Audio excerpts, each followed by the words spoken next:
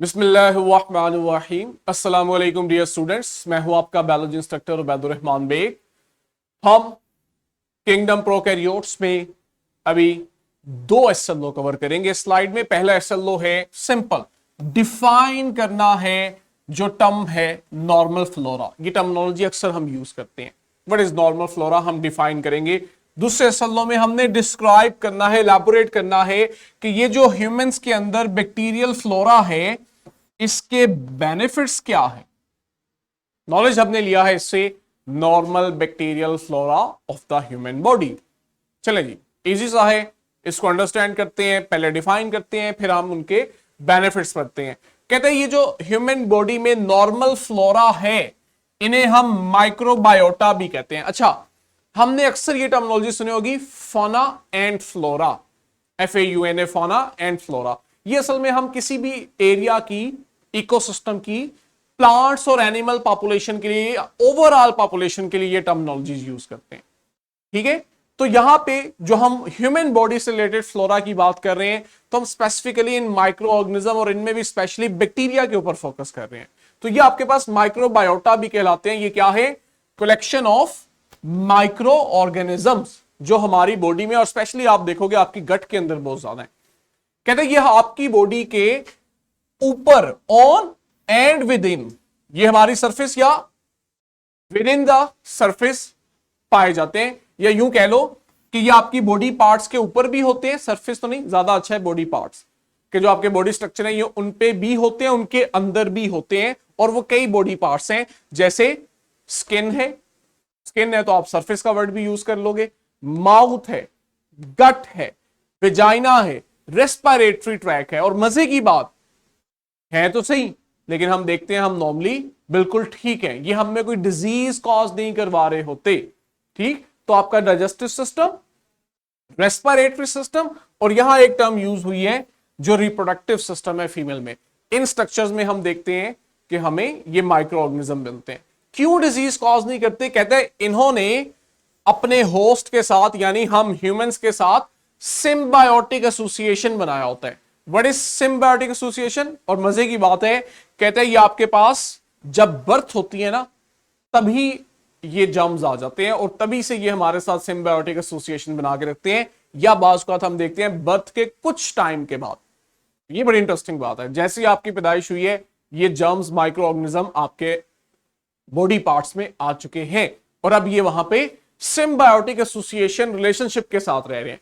Symbiotic association हम कहते हैं जहां पे दो डिफरेंट स्पीशीज के ऑर्गेनिज्म इकट्ठे इस तरह मिलके रहते हैं कि दोनों को एटलीस्ट फायदा हो रहा होता है, या कम से कम एक को अगर फायदा हो रहा है तो दूसरे को नुकसान ना हो रहा। ठीक, ये आपके पास आ गया सिम्बायोटिक एसोसिएशन। अब हम देखेंगे ह्यूमंस को क्या फायदा है और इन माइक्रो ऑर्गेनिजम्स को यहां पे क्या बेनिफिट है। कहते हैं जो नंबर ऑफ माइक्रोबायोटा है, नॉर्मल फ्लोरा है, ये बॉडी के डिफरेंट पार्ट्स में वेरी करता है। ऐसा नहीं है कि हर जगह पे इनकी तादाद सेम होगी। सिंप्लीफाइड रखते हुए कि चीजें हमारे लिए मुश्किल ना हो, हमने कुछ इंपॉर्टेंट बैक्टीरिया और बॉडी के जिस पार्ट में वो मौजूद है यहां इस टेबल में मेंशन किया। आपके पास कैंटम 11 ग्रेड 11 की बुक में भी ये सब मौजूद है। मेंबर्स अगर हम देखें कौन कौन से कॉमन है, एशेरिकिया कोलाई, जिसे आप ई कोलाई कहते हो, स्पेशली हमें ये इंटेस्टाइन में और उसमें भी खास तौर पे लार्ज इंटेस्टाइन में जो कॉलन वाला हिस्सा है इनमें इनकी पॉपुलेशन ज्यादा मिलती है। आपने इसको इस तरह रीड करना है। दूसरे नंबर पे आपके पास है बैक्टीरियोइड्स फ्रेजिलिस, ये भी इंटेस्टाइन और स्पेशली लार्ज इंटेस्टाइन के कॉलन वाले पार्ट में ज्यादा है।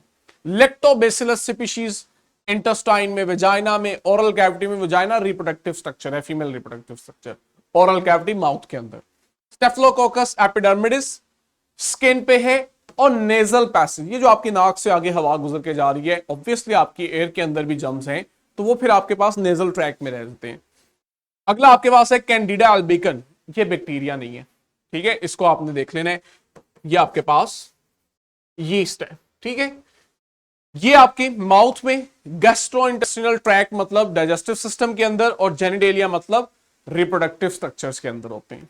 ठीक, लास्ट पे हम एंटीरोकोकस फेकालस की बात कर रहे हैं जो कि इंटेस्टाइन में और यूरिनरी ट्रैक में होते हैं।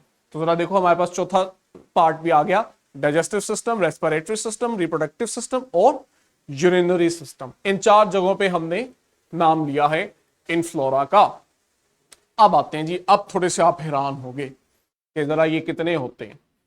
कहते हैं हमारी जो सिर्फ गट है ना, गट से हम मुराद लेते हैं कि आपके पास ये जो डाइजेस्टिव सिस्टम का पार्ट है, जो डाइजेस्टिव सिस्टम की ट्यूब है सारी, कहते हैं हमारी सिर्फ गट के अंदर सबसे ज्यादा और सबसे ज्यादा डाइवर्स माइक्रोब्स होते हैं। पूरी बॉडी में हमारे डाइजेस्टिव सिस्टम के अंदर इनकी तादाद सबसे ज्यादा है और डाइवर्सिटी भी है, कई तरह के हैं। कितने होते हैं? कहते हैं एक एस्टिमेट के मुताबिक जो माइक्रोबियल सेल हैं हमारी गट में, इनकी तादाद 100 ट्रिलियन होती है। पहले तो आपको 1 ट्रिलियन का पता होना चाहिए, 1 ट्रिलियन उर्दू में कितना होता है, ठीक है? तो 100 ट्रिलियन बहुत बड़ी तादाद है। इतनी बड़ी तादाद है कि आपको आसान अल्फाज में यह समझाया जाता है ह्यूमन बॉडी में इतने ह्यूमन सेल्स नहीं है जितने सिर्फ आपकी गट में माइक्रोबियल सेल्स हैं। इससे अंदाजा लगा लो।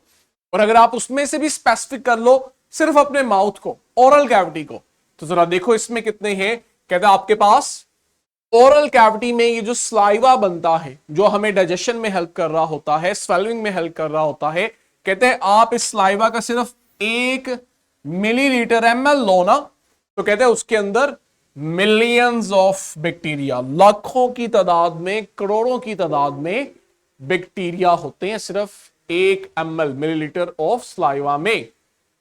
1 ml कितना होता है? अगर 1000 ml हो तो हम कहते हैं 1 लीटर है। अब हम गट के अंदर स्पेसिफिकली जरा डिटेल देख रहे हैं। तो ओरल कैविटी के बाद जब हम स्टमक और स्मॉल इंटेस्टाइन में आते हैं ना, तो कहते हैं यहां कंपैरेटिवली हम देखते हैं कम माइक्रो ऑर्गेनिज्म होते हैं। अब कम से मतलब ये नहीं चंद एक होते हैं, लेकिन बाकी पार्ट्स की निस्बत हम कह रहे हैं यहां पे कम होते हैं। कितने कम होते हैं? उसकी वजह क्या है? कहता है उसकी वजह यह है कि स्पेशली अगर आप स्टमक की बात कर रहे हो तो स्टमक का जो एनवायरमेंट है ये एसिडिक है HCl की वजह से, जिसलिए वहां पे इतने माइक्रो ऑर्गेनिज्म नहीं होते। और आप स्मॉल इंटेस्टाइन की बात करो तो वहां लिवर में, लिवर से बाइल आ रहा होता है जिसके अंदर बाइल सॉल्ट्स होते हैं। तो ये बाइल सॉल्ट्स आते हैं स्मॉल इंटेस्टाइन में। ये दोनों ऐसी चीजें हैं जो स्टमक और स्मॉल इंटेस्टाइन में बैक्टीरियल ग्रोथ को रोकती हैं, प्रमोट नहीं करती बल्कि उल्टा कम करती हैं। फिर आपके पास जी गट की लार्ज इंटेस्टाइन आती है जो कि बड़ी इंपॉर्टेंट है। कहते हैं सबसे ज्यादा आप देखते हो जो माइक्रोबियल कम्युनिटी है, माइक्रो ऑर्गेनिज्म है, वो यहां पे है। कितने ज्यादा होते हैं? कहते हैं ये जो आपकी बॉडी से, डाइजेस्टिव सिस्टम से वेस्ट फीसिस रिमूव हो रही होती हैं, 1 ग्राम फीसिस के अंदर 100 बिलियन बैक्टीरिया होते हैं। ये बहुत बड़ी अमाउंट है, ठीक है? तो जरा ये स्टैट हमने याद करने हैं। कहते हैं आमतौर पर ना टिपिकली ये हार्मलेस होते हैं, बल्कि बाज़ का तो हम देखते हैं हमारे लिए बेनिफिशियल भी होते हैं, फायदा दे रहे होते हैं। हाँ, कहता है कि अगर आपके पास ये जो माइक्रो ऑर्गेनिज्म है इन्हें मौका मिल जाए तो फिर हम देखते हैं ये हमारे लिए पैथोजेनिक भी हो जाते हैं। बज़ाहिर नुकसानदेह हैं, बाज फायदा भी दे रहे हैं, लेकिन अगर सिचुएशन कंप्रोमाइज हो गई है, अब इन्हें मौका मिल गया तो ये डिजीज भी कॉज करेंगे। तो एक तरह की अपॉर्चुनिस्टिक है। जब तक मौका नहीं मिला बहुत अच्छी है, नुकसान नहीं दे रहे, लेकिन जब मौका मिला, ब्लड में आगे, बॉडी में आगे, तो फिर डिजीज भी कॉज करवाएंगे। और कब? जब आपकी बॉडी का डिफेंस मैकेनिज्म जो है ये कंप्रोमाइज हो जाता है, उस केस में कई इंजरी आ गई है। स्किन एक बैरियर है ना, डाइजेस्टिव सिस्टम की इनर लाइन जो है वो एक बैरियर है। अगर इंजरी की वजह से वो डैमेज हो गई है, अब जब ये माइक्रोबायोटा ब्लड में आया, टिश्यू में आया, सेल में आया, अब इसने वहां रेप्लिकेट करके डिजीज कॉज करवानी ही करवानी है।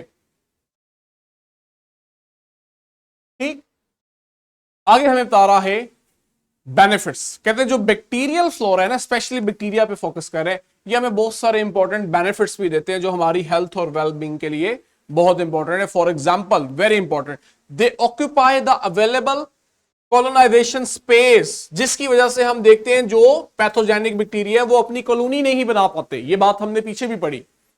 बैक्टीरिया को ग्रो करने के लिए, डिजीज कॉज करने के लिए अटैचमेंट साइट चाहिए होती है। जब वो अटैच होता है तब वो ग्रो करके कॉलोनी बनाता है और फिर वो डिजीज कॉज करता है। अगर अटैचमेंट साइट ही ना मिले तो वो ना ग्रो करेगा ना वो डिजीज कॉज करेगा। अब अगर अटैचमेंट साइट है लेकिन वहां पहले से ही हेल्दी या हार्मलेस बैक्टीरिया ने कॉलोनी बना ली है और उन्होंने उस साइट को कवर कर लिया है, अब पैथोजेनिक बैक्टीरिया के लिए जगह ही नहीं बची कि वो वहां किसी जगह पे अटैच और ग्रो करे। तो सबसे बड़ा फायदा तो हमें इनसे ये मिलता है कि ये पैथोजेनिक बैक्टीरिया को जगह ही नहीं देते कि वो कॉलोनी बनाए। कहते हैं कि ये जो इनके अंदर सलाहियत होती है ना, ये पैथोजेनिक बैक्टीरिया की ग्रोथ को लिमिट करती है। हम इस फिनोमेना को नाम देते हैं कोलोनाइजेशन रेजिस्टेंस। हाँ, बाज़ औक़ात आप देखते हो कि ये जो हमारे नॉर्मल फ्लोरा हैं, जब आप एक लंबे अरसे तक किसी भी डिजीज में एंटीबायोटिक का यूज बहुत ज्यादा करते हो, एंटीबायोटिक क्या करती है? इन्हें किल करती है। अब एंटीबायोटिक को तो फर्क नहीं है कौन सा अच्छा बैक्टीरिया कौन सा नुकसानदेह, जो आ रहा है उसने उसको किल करना है, डिस्ट्रॉय करना है। अगर आपको कोई ऐसी बीमारी होगी है जहां आप लंबे अरसे तक एंटीबायोटिक का इस्तेमाल कर रहे हो, तो वो एंटीबायोटिक जहां पैथोजेनिक बैक्टीरिया को डिस्ट्रॉय कर रही है, वहीं वो आपके गट के इन नॉर्मल फ्लोरा को भी डैमेज करती है। वहां फिर नुकसान होता है कि आपके पास जब normal healthy bacteria, beneficial bacteria death होते हैं, इनकी डेथ होती है, अब वो सरफेस या साइड खाली होती है, तो पैथोजेनिक बैक्टीरिया को अपॉर्चुनिटी मिल जाती है कि वो वहां डिजीज कॉज करवाए। सारी बात आगे हमने यही लिखी हुई है। अगला पॉइंट है कि हमारे पास ये जो नॉर्मल फ्लोरा है, ये हमारे इम्यून सिस्टम को भी डेवलप करने में बड़ा हेल्प करता है। नॉर्मल फ्लोरा है ना, अमूमन डिजीज कॉज नहीं करता। बाज़ औक़ात अगर कुछ बैक्टीरिया या माइक्रो ऑर्गेनिज्म गलती से आपके बॉडी में एंटर हो जाए, तो आपका इम्यून सिस्टम फौरन से एक्टिव होकर उनके अगेंस्ट इम्यूनिटी डेवलप कर लेता है। अब वो जो थोड़े से माइक्रो ऑर्गेनिज्म बॉडी में एंटर हुए, डिजीज तो कॉज नहीं कराई, लेकिन आपके इम्यून सिस्टम को एक्टिव कर गए हैं, जिससे हमें लॉन्ग रन में फायदा होता है। तो ये आपके पास वो बता रहा है कि ये जो इंट्रैक्शन हो जाती है ना, इम्यून सिस्टम को ये फर्क करना बता देती है कि कौन से जो है वो हार्मफुल इन्वेडर्स हैं और कौन से बिनाइन प्रेजेंस। बिनाइन प्रेजेंस का मतलब है जो इतना ज्यादा ग्रो नहीं कर रही है, डिजीज कॉज नहीं कर रही। इम्यून सिस्टम इनके अगेंस्ट एक्टिव हो जाता है, जिसकी वजह से ऑटो इम्यून डिसऑर्डर के चांसेस हम में कम हो जाते हैं। ऑटो इम्यून डिसऑर्डर वो होता है जिनमें अपना इम्यून सिस्टम अपने ही बॉडी सेल्स के अगेंस्ट एक्टिव हो जाता है। तो यहां पे फिर हम देखते हैं कि हमारा इम्यून सिस्टम जो है वो नुकसान पहुंचाने वाले और ना नुकसान पहुंचाने वाले माइक्रो ऑर्गेनिज्म में डिफरेंशिएट करके हमें बचा लेता है। कहते हैं कुछ सर्टेन गट बैक्टीरिया जो है ये फूड की डाइजेशन में भी बड़ा इंपॉर्टेंट रोल प्ले करते हैं, स्पेशली हमारी स्टमक और स्मॉल इंटेस्टाइन के अंदर जो फूड डाइजेस्ट नहीं होता, वो फूड जब आगे आता है तो लार्ज इंटेस्टाइन में मौजूद ये डाइजेस्टिव बैक्टीरिया फिर उस फूड की डाइजेशन में हेल्प करते हैं। ठीक, कहता है कि ये आपके पास वो कार्बोहाइड्रेट्स जो डाइजेस्ट नहीं हुए होते, इनडाइजेस्टेबल कार्बोहाइड्रेट्स हैं, उनकी फर्मेंटेशन में बड़ा इंपॉर्टेंट रोल प्ले करते हैं। फर्मेंटेशन क्या है? फर्मेंटेशन हमने पढ़ा हुआ है एनारोबिक कंडीशन के अंदर, जब आपके पास रेस्पिरेशन होती है। तो कार्बोहाइड्रेट जो है जब डाइजेस्ट नहीं होता, जो कार्बोहाइड्रेट, वो फिर हम देखते हैं बैक्टीरिया उसकी फर्मेंटेशन करवाता है। और इसी के साथ हम देखते हैं कि ये बैक्टीरिया कुछ बेनिफिशियल प्रोडक्ट्स हमें बना के देते हैं, जैसे विटामिन के एंड विटामिन बी, जिन्हें फिर बॉडी आगे यूज करती है। इसके अलावा ये देखा गया है कि बैक्टीरियल फ्लोरा जो है ये हमारे मेटाबॉलिज्म को भी इफेक्ट कर रहा होता है। हमारे अंदर न्यूट्रिएंट्स कितने एब्जॉर्ब हो रहे हैं, हमारा वेट कितना होगा, मूड कैसा होगा, बिहेवियर कैसा होगा, कुछ रिसर्च हमें प्रूफ करती है कि फ्लोरा, माइक्रो ऑर्गेनिज्म इस हद तक आके हम पे असरअंदाज हो रहे होते हैं कि हमारे मेटाबॉलिज्म केमिकल रिएक्शन को भी इफेक्ट करते हैं और उससे फिर हमारे मूड और बिहेवियर पे भी असरअंदाज होते हैं। इसीलिए हमें इन्हें समझने से फायदा ही होता है, जिससे हम समझते हैं कि ये बैक्टीरिया और हम ह्यूमन होस्ट जो है हमारा रिलेशन क्या है, हमें किस तरह से ये फायदा पहुंचा रहे हैं और हमें किस तरह इन्हें बचाना है ताकि पैथोजेनिक बैक्टीरिया को अपॉर्चुनिटी ना मिले।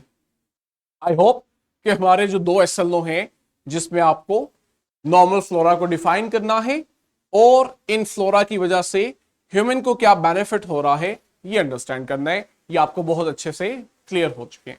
डिस्क्रिप्शन में आपके पास इसकी वर्कशीट क्वेश्चन बैंक है, उसे प्रैक्टिस करें। इंशाल्लाह आगे मजीद कंटिन्यू करेंगे नेक्स्ट SLO से। तब तक के लिए अल्लाह हाफ़िज़।